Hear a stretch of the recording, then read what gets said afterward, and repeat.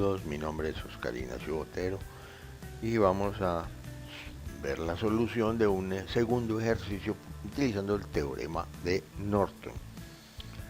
Aclaro que también hay unos videos con los mismos ejercicios pero solucionados con el teorema de Thevenin. Tenemos acá entonces el enunciado, dice hallar por el método del teorema de Norton la corriente Norton y la resistencia Norton en las terminales A y B, aquí en el extremo derecho. Un circuito resistivo mixto con sus fuentes de corriente y sus fuentes de voltaje. Comenzamos la solución hallando el valor de la resistencia Norton. Para hallar dicho valor se cortocircuitan las fuentes de voltaje y se abren las fuentes de corriente. Entonces tenemos aquí ya el diagrama esquemático donde vemos que R1 y R2 nos quedan en serie. Yo lo llamo RA y al sumarla nos da 6 kiloohmios. Esa RA queda en paralelo con R3. Solucionamos ese paralelo llamado RB y nos da 2.4 kiloohmios, quedando en serie con R4. Sumamos y nos da 3.4 kiloohmios, que es el valor de la resistencia Norton. Tenga presente que la forma de hallar la resistencia Norton y la resistencia Thevenin es la misma. Ahora vamos a hallar es el valor de la corriente Norton. Entonces comenzamos transformando esa fuente de corriente que está en paralelo con R1 en una fuente de voltaje que se llama BJ. Por ley de Ohm sabemos que el voltaje es igual al valor de la corriente por el valor de la resistencia. Da 90 voltios y R1 queda en serie. Ahora tenemos que R1 y R2 están en serie. Simplificamos esas dos resistencias y se llama RC con un valor de 6 kiloohmios. Yo aquí continúo con los subíndices en la resistencia equivalentes, respetando las que ya habíamos utilizado al hallar el valor de la resistencia Norton. Bueno, entonces vemos que hay dos fuentes de voltaje en serie con la misma dirección de la polaridad, lo que quiere decir que se suman.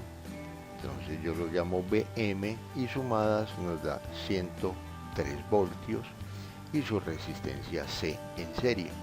Transformamos esa fuente de voltaje en una fuente de corriente llamada IM con un valor de 17.16 miliamperios y su RC en paralelo, y ya queda también en paralelo con R3.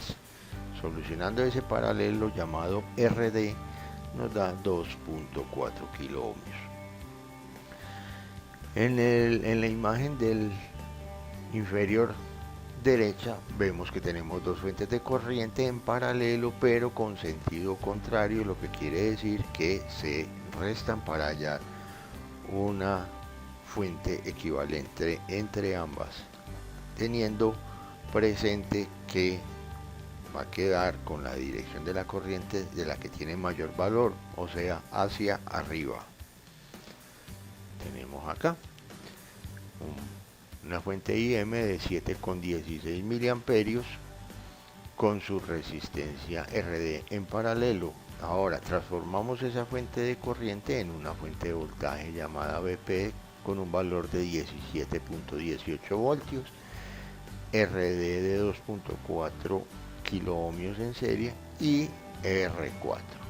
Simplificamos esa serie de RD y R4 y nos da 3.4 kiloohmios, que fue el valor de la resistencia Norton. Recuerde que resistencia Norton y resistencia Thevenin se hallan de la misma forma. Entonces tenemos aquí en la parte inferior pues la fuente de voltaje en serie con la resistencia Norton. la cual convertimos en una fuente de corriente con un valor de ¿qué? De 5.05 miliamperios y una resistencia Norton de 3.4 kiloohmios, lo que quiere decir que la corriente Norton es de 5.05 miliamperios. Recuerde que este es el circuito equivalente ya a Norton, una fuente de corriente en paralelo con una resistencia. Tenemos aquí ya un pantallazo de unos circuitos con el simulador Proteus. En la parte superior tenemos el pantallazo de la simulación para hallar la resistencia Norton. Entonces vemos ahí que dice que dio 3.4 kiloohmios y en la solución teórica también nos dio 3.4 kiloohmios. Y el voltaje, la corriente Thevenin, que es el dibujo en la parte inferior, en la imagen vemos que da 5.05 miliamperios y teóricamente también nos dio 5.05. Y aquí tenemos pues ya el dibujo en el lado derecho, tenemos el dibujo del equivalente Norton con su fuente de corriente y su resistencia.